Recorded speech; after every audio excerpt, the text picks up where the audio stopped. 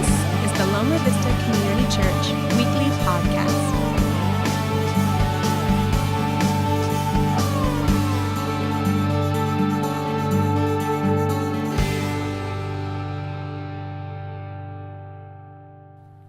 All right, good morning, guys.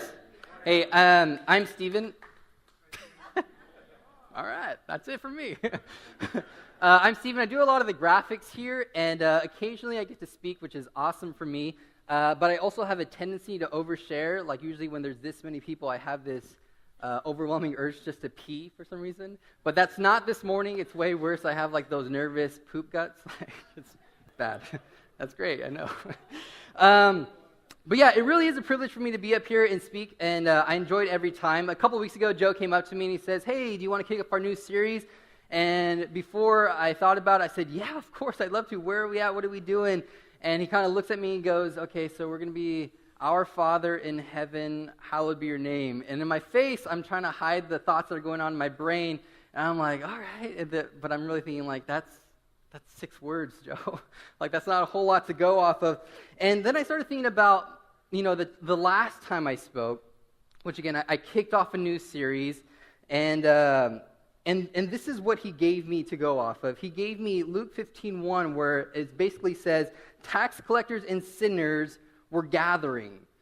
And that's all I had to kick off the new series that we were starting. And it's 6 words. And I'm starting to see a pattern here that, I fit into this very specific niche of like, okay, if we have a new series starting, if there's only 6 words to really talk about, Steven's our guy. And I'm saying I am not your guy to do that. But we really are starting a new series entitled Praying Effectively. And we're going to be going through what we call the Lord's Prayer. And if you're not a Jesus follower, if you're just someone who's checking out Christianity, if you're someone who, God is on the fence with you, if you're not sure what to do, if you're just someone looking to hear something that'll make you a better you might hear that where this series in prayer is just for religious people, that it's not for you, that this isn't really going to speak into my life in any type of way, that prayer couldn't be any more irrelevant. And if you can guess what I'm going to say next, it's that could be further from the truth. Or maybe you've been a Jesus follower for a super long time, but I want to suggest that maybe we've been doing something wrong. That we're not doing, things right necessarily when we go into this space that we call prayer. I mean, think about it. Have you ever been praying or been thinking about praying and you're like, man, does this really work?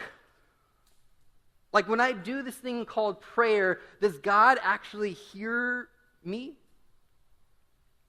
I just feel like I'm missing something. So whether you're filling Jesus out or whether you've been following Jesus for a while, I just want to tell you that prayer couldn't be more relevant to where you are currently in your life. And the reason why I know this to be true is because we are all starving for connection. We're all starving to connect, to have an experience with something bigger than ourselves. I mean, you look at our economy, and it's one of those things that it's not so much about the goods being delivered, but it's really what about the experience that's being delivered. I mean, this is why I will go to a place and pay $20 more to get my haircut where they just don't sit me down and start hacking away, but they sit me down. They're really good at pretending, at liking the things that I'm talking about. They trim my eyebrows, which is very startling the first time you ever have that done because they don't tell you and they just go for it. They give you a hot towel, they give you like this little massage thing, and they educate you on all these hair products. And $75 later, like I'm walking out of there like, man, I don't know what just happened, but I'm coming back because I liked it. I mean, this is why we choose Disneyland over Magic Mountain. Magic Mountain, we go for the rides, but Disneyland, you go for the experience. I want to go to Disneyland and I want to get my name on a button so that every cast member has to say, "Hey, Steven, how's it going today?" I'm like, I'm doing great. I want to go to Disneyland for the experience. I want to go all day in Disneyland saying this over and over and over again that, man, it's crazy. You never see trash on the ground. I want to go to another side of the park and be like, that's so weird. There's no trash on the ground. I mean, we also, think about it for 1 second. If you've gone to Disneyland, have you ever seen trash on the ground? No, it's crazy. Why? It's because of the experience. And everyone wants to have an experience. Everyone wants to have a connection. And I'm willing to go so far and say that we all want to experience with something bigger and greater than ourselves. I mean, I think this is why so many people say that they're spiritual. This is why so many people meditate, because first, it's less offensive to say that you're spiritual. It's less offensive to say that you meditate. But we're all trying to gain some type of connection. We're all trying to gain some type of experience. But what Jesus tells us and what we see over and over and over again is this. If you want to have an experience with the infinite, it's through prayer. If you want to have an experience, a connection with the infinite, it's through prayer. And when you enter into this place called prayer, entering into this space where you, as this person in this universe, get to convey an intentional message with the creator of the universe. You get to enter into this space where you get to have just this one-on-one time and really convey this intentional message with someone far greater than yourself. But if we're honest, it doesn't come as naturally as we'd like it to. Prayer is hard. Prayer can be so difficult. I mean, it's easy, but it's hard. When I first became a Christian, prayer, I didn't know exactly what it was. I didn't know how to do it, but it seemed so easy. It just seemed to flow. I was just pouring out my heart. And that's what prayer is. But now, prayer just seems difficult. It's like, I know how to do it, but it's just hard. I feel like I have to speak for a certain length of time or it doesn't count, and I don't want to talk too short because I don't want to think that God doesn't really, that God doesn't know that I like him. I start repeating myself. I just, say the same sentences, but I take the first part of the sentence and I put it in the back of the sentence, and I take the back of the sentence and I put it in the front of the sentence just to make it longer or just seem like it's more eloquent or whatever. I find myself just repeating myself, rearranging words, but that's not what prayer is about. I mean, prayer is hard. Let me ask you this. Have you ever been praying and forgot you were praying? Have you ever been in the middle of prayer and forgot that you were praying? Be honest. I know you have, because I have. In fact, knowing that I was going to be up here this Sunday teaching about prayer, I found myself in the middle of a prayer forgetting that I was praying. This is a person knowing he's going to be talking about prayer, forgetting that he's in the middle of a prayer. This past weekend, my wife and I and our little boy, we went to Monterey, and we were so excited to go to Monterey Bay Aquarium, and I couldn't sleep. I was so excited just to why is that funny? I was so excited to go, and it's not just because animals and water sea creatures are cool and mysterious, but I was excited for my little boy to experience this, and I was just amped. And so I was up really early, laying in bed, and I was I couldn't sleep, and so I was like, man, I can't help. I just want to thank God for this moment of man, we're so privileged and so honored just to experience his creation, that he's created all this for us to, draw closer to him. And so I'm up early and I'm praying, and this is literally how my prayer went. This is how a Christian I am. I was like, Jesus, gosh, man, we are so blessed to just be experiencing, what you've created for us. Somebody once told me the world was gonna roll me. I ain't the sharpest tool in the shed. Man, I wonder if we're gonna be in town for dinner or on the road. In the middle of prayer, I forget that I'm praying. I mean, how messed up am I that in the middle of 2 sentences in, I'm thinking about dinner and I'm singing a song from Smash Mouth, which definitely has to be from Satan, right? 2 sentences in, I'm forgetting I'm praying. I mean, in what other area of life do we forget that we are doing the thing that we're doing while we're doing it? Prayer can be hard. But I'm glad you guys are way better people than me, and that never happens to you, and that prayer comes supernatural. You don't have to think about those things. And this is why we enter into Scripture to read about what God has laid out for us. We're going to be talking about Matthew 6, and it's right in the middle of this sermon that Jesus is giving on the side of the mountain. and he gets to this little section on prayer. You have all these first century Jews who have prayed their entire lives. A lot of their prayers you can find in the first half of your Bibles. And they're looking at Jesus, and Jesus is praying, and these Jews who have prayed their entire lives say to him, how did you do that? How did you do what you just did? You entered into this place, and you weren't just reciting words. Listen, Jesus, I've been praying my whole life, and I've never experienced anything like what I just experienced watching you pray. So these guys who have prayed their entire lives are watching Jesus, and they ask, how do you pray? And my question for us is, why don't we ask that? I mean, if I'm honest with myself, I don't think I've ever really sat down with somebody and asked, so how is it that you pray? How is it that you enter into this place we call prayer, and how is it that we convey some type of message to this creator of the universe? How do we actually do that? And this is one of my favorite things about Jesus, because a lot of the time, we think about Jesus, we think about Christianity, we think about the church, and we make dividing lines. We say, okay, Jesus, Christianity, the church, the dividing line for him is between the religious and the irreligious. Like we put this bubble around, religious people or religious organizations, and we say the dividing line is between religious people and irreligious people. The people who do all the right things, who say all the right things, who do and act all the right ways, and they are against the people who don't do those things. But often we see Jesus making the dividing line not between the religious and the irreligious, but making the dividing line between the religious and the Jesus follower. Oftentimes we see Jesus making the dividing line not between the religious and the irreligious, but between the religious and the Jesus follower. Jesus says, you want to have an experience in prayer? You want to make a connection in prayer? The way that you go into it is you have to have your foundation right. You want to connect, but you have to think about what grounds are you connecting on. In fact, in this little section of prayer that Jesus is giving the sermon, he says, listen, don't be like the hypocrites and pray out loud on the streets just to be seen, but do it differently. He says there are two ways really to come to God in prayer. You can either do it this hypocritical way, or you can do it this way. And those two ways are a consumeristic way and a communal way. And we have to understand these two relationships before we can even move on and understand the 6 words that we are using to kick off this series.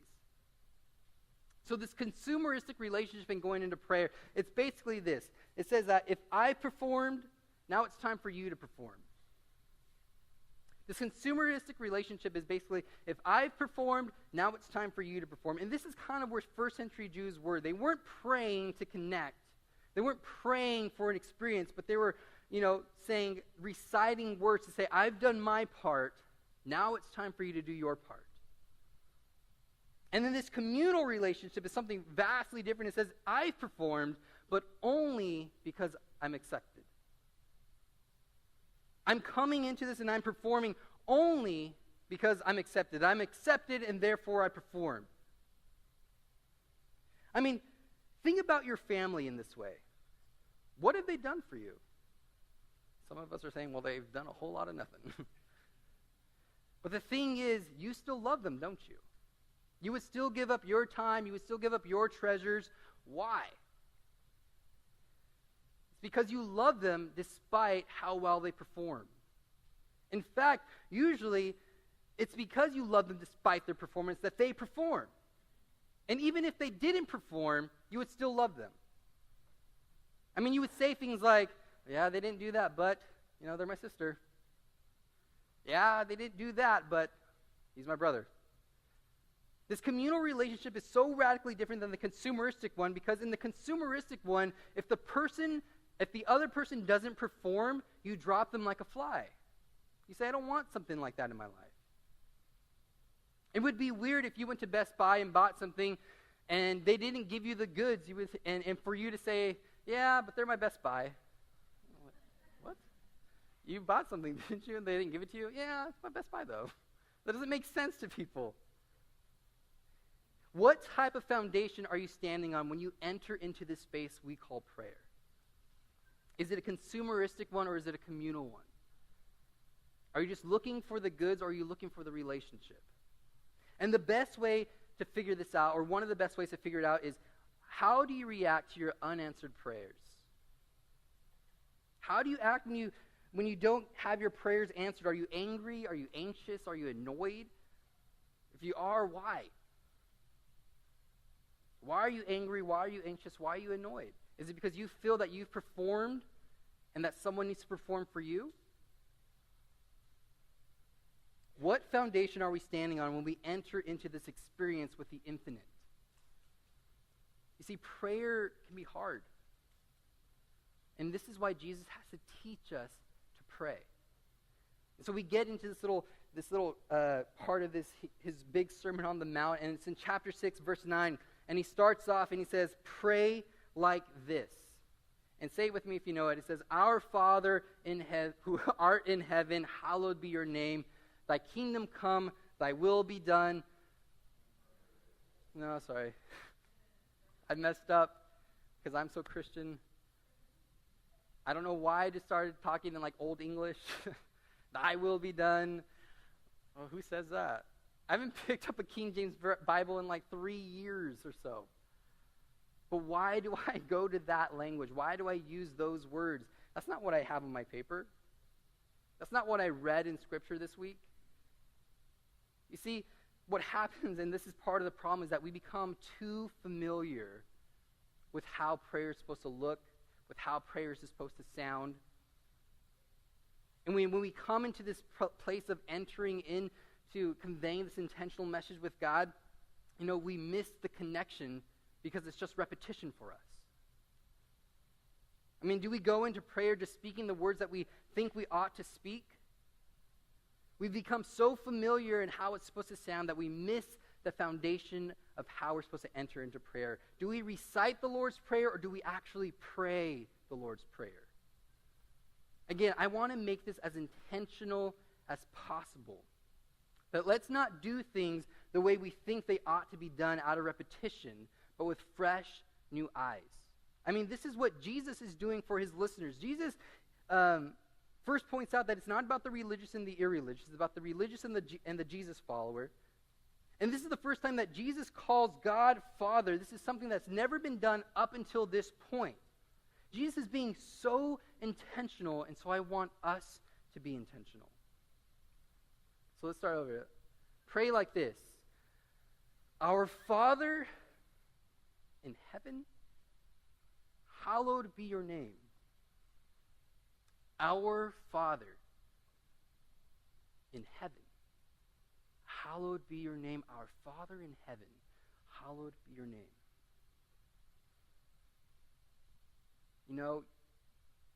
You can come to God in prayer and say, God, you are my king, which he is.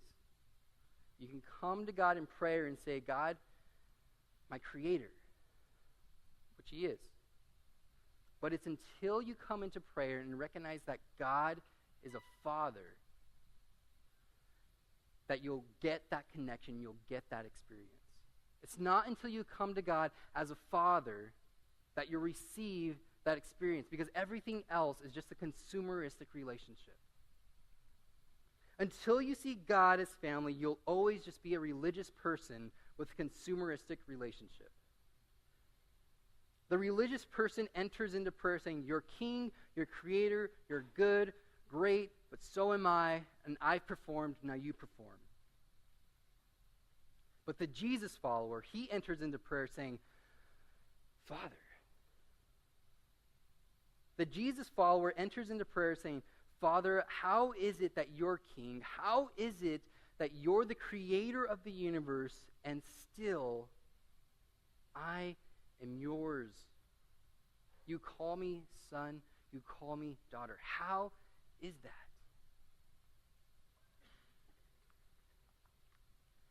Our Father in heaven, hallowed be your name. Our Father, our Father, our Father. And this is the dilemma. Because we want to talk about experience, we want to talk about connection with our Father in heaven. But the sucky thing is that when I think about that, when I think about an experience or a connection with our Father, I can't help but go back to the only experience I know, and that's with a biological father. I can't help but think about what that relationship looks like. In fact, think about your relationship with your father and what that looks like.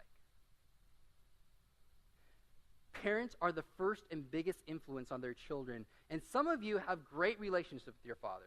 Some of you have the best relationships. You guys talk, you guys do stuff together, you can go to each other. And to that, all I can say is imagine how much greater your Father in heaven is.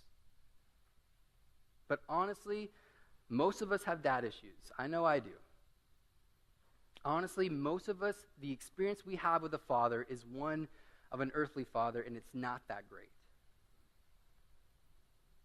The father has a unique role in the son or daughter's relationship in that it'll affect how they relate to others. It'll affect how they express and accept affection. While doing all this, study and stuff like that, I came across an article in the Family Institute for Family Studies, and they wrote about the effect that fathers have on their daughters, and this is what they said. Not surprisingly, a daughter who has a secure, supportive, communicative relationship with her father is less likely to get pregnant as a teenager and less likely to become sexually active in their early teens. The well-fathered daughter is also most likely to have relationships with men that are emotionally intimate and fulfilling. During the college years, these daughters are more likely than poorly fathered daughters to turn to their boyfriends for emotional comfort and support and are less likely to be talked into having sex. As a consequence of having made wiser decisions in regard to sex and dating, these daughters generally have more satisfying, long-lasting marriages. What is not surprising is that fathers have such an impact on their daughters' relationships with men, but they generally have more impact than mothers do. Dad, there's some pressure on you. And not only for daughters, but for men as well. I mean, I started reading these articles, and for men, there's tons of testimony of people of guys who are emotionally scarred from an emotionally absent father. And I started reading things like, my father was a successful clothing salesman who worked a lot, but even when he was home on the weekends, he wasn't available. All my life, I suffered from uncertainties about my masculinity. I think it's because he never shared anything about himself with me. He didn't tell me what kinds of problems he wrestled with, or what he felt, or what it meant to be a man. I had to make it all up for myself, and I'm never sure I got it right. And I don't know about you guys, but for me, this hits home. The feeling of being inadequate. The frustration of trying to figure out, how do I love and be loved? It was easy for me to kind of express love for other people, but when people wanted to love me, it was difficult. I didn't know how to take it. The insecurity of not knowing if what I am doing in this current state as a human being is enough. And I know for me, being a dad is one of the scariest adventures that I'm in right now. The relationship that I have with my kids will influence them in ways that I'm not even aware of. And I remember having this conversation with myself and with my wife as, she was pregnant, and I'm like, gosh, I just don't want to mess it up. I don't want to mess this little precious thing that's going to come out of you. I don't want to mess it up. I don't want to mess up the relationship. I don't want to mess him up. I want to be my kid's hero. I want to be there. I want to be supportive. I want to be loving. I want to be strong. I want to be kind. I want to be his hero, and I pray that I can be. But I know that I'll fail. I'll fall short. And knowing this, knowing that I'll fail, knowing that I'll fall short, makes me anxious. And that anxiety that I get makes me want to try harder, but then I just fail. And then I get that anxiety again, and I'm like, I got to try harder, but then I end up failing, and I get this anxiety again, and I would try harder, but then I fail. And through this whole period, I'm praying, God, I just want to be a good father. I just want to be that hero for my kid. I just want to be this. I want to be that. And this is where Jesus speaks into my life. Again, Matthew 6:9, pray like this: our Father, our Father, our Father in heaven, hallowed be your name. Too often when we jump into prayer, we jump right to our wish list.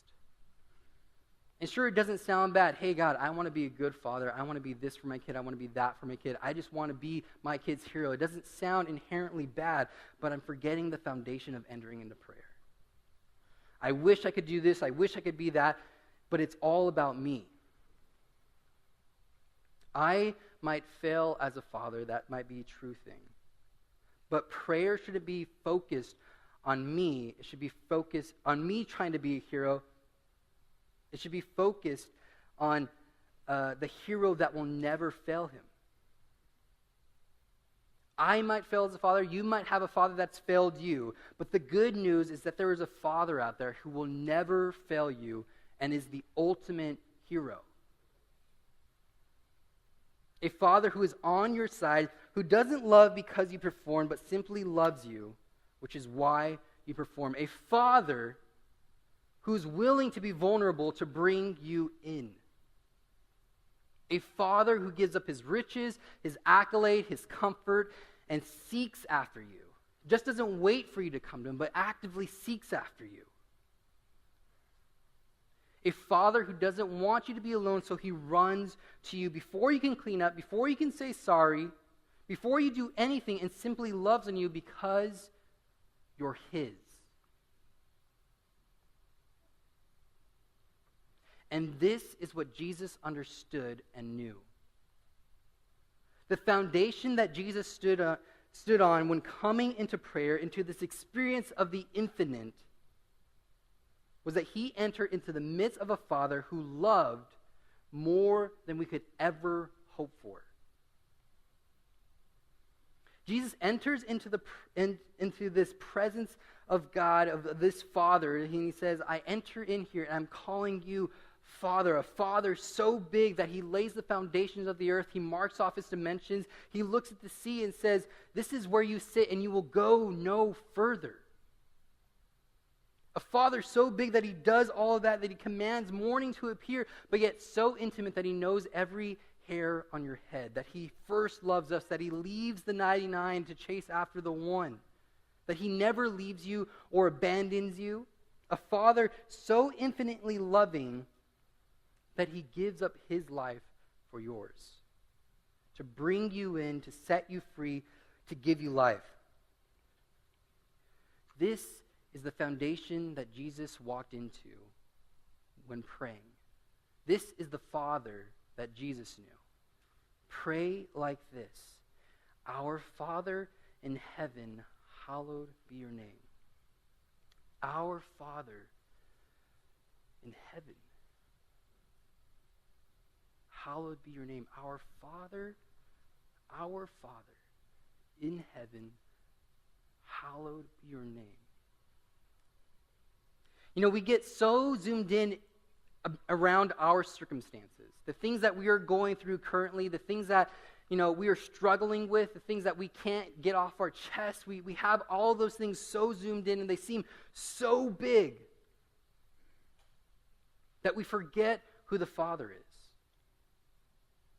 Those things seem so big currently where we're standing, but we lose sight of who the actual Father is. I know we're struggling. I know we have things that we're facing, but we forget the struggle that's already been defeated by the loving Father. We're so quick to gloss over who we're actually talking to just to get to our wish list. We want the stuff, but we don't want the Father. And so Jesus teaches us how to pray, and he says, go and pray like this: Our Father in heaven, hallowed be your name. Jesus wants us to start with knowing what we know to be true about him. When going into this place called prayer, where we want to experience and connect with the infinite, Jesus says the only way you do that is if you enter in knowing what is true about him. True about him yesterday and today and forever.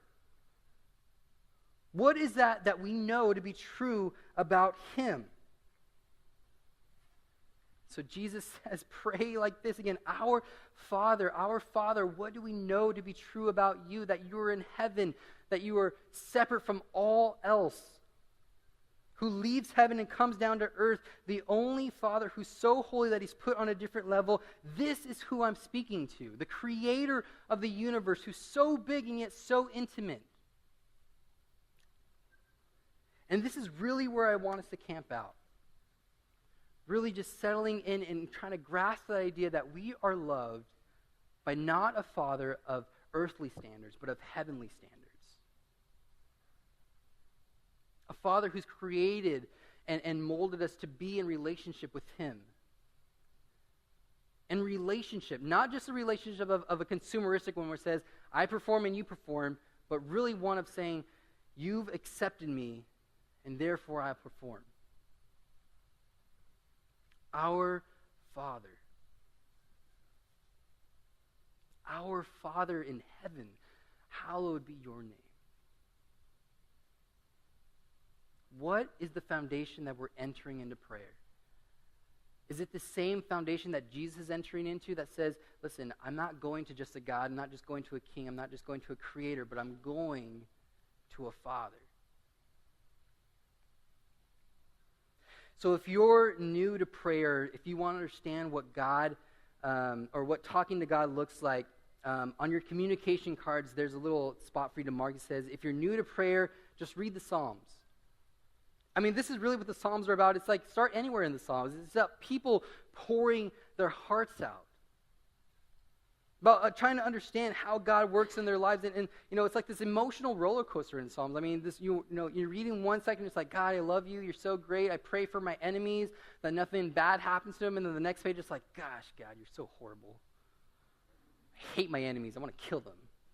What the heck? What just happened in the 4 verses that I just read? Coming to God as a relationship and coming to God in relationship as a father. I mean, this is what we do. I think about my relationship with my wife, and it's not just one of like, okay, you've done the dishes, you performed, and now I'll go mow the lawn for you. But even if she doesn't do the dishes, I'm still supposed to mow the lawn. Be honest. If you're just new into prayer, just read those Psalms, come into there with an open heart, and see how people have talked with the Heavenly Father. And if you've been a Christian, if you've been a Jesus follower for a while, I want to challenge you to become more intentional with going to the Father. Starting there and just saying, before I get to my wish list, before I get to any of that stuff, I just want to bask in the light of who you are. And I'm going to say, who are you as a father? And I guarantee you, if you bask in that light, if you just sit there and camp out and say, God, who are you as a father? What does that mean to be your son, to be your daughter? I guarantee you, if you sit there enough, if you recognize how good, how great, how big God is, your anxiety and your stress and your gratitude will shift.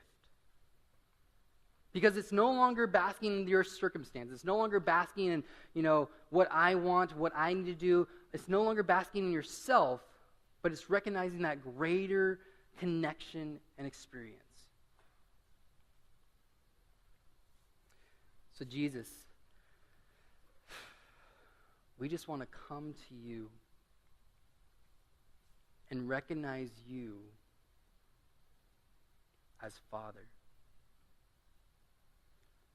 That we want to put on hold the past experiences that we've had with any father figure, with any just thing that comes close to, that we know as Father, and put that on hold and say, what does it mean for you to be my Father? What do we know to be true about you, not only today, but yesterday and tomorrow? How have you loved us? And I pray that we all come to know the truth of how you saw us who were far away from you, and you just didn't sit, but you stood up and came down to earth to seek and save. That you saw good people, but you wanted to make them alive. So we just come to you this morning, God, and we just want to worship at your feet for being great, that you've lived the life that we should have lived, but yet you died the death we should have died. All because of love. So we thank you for that. We praise you for that. And all God's children said,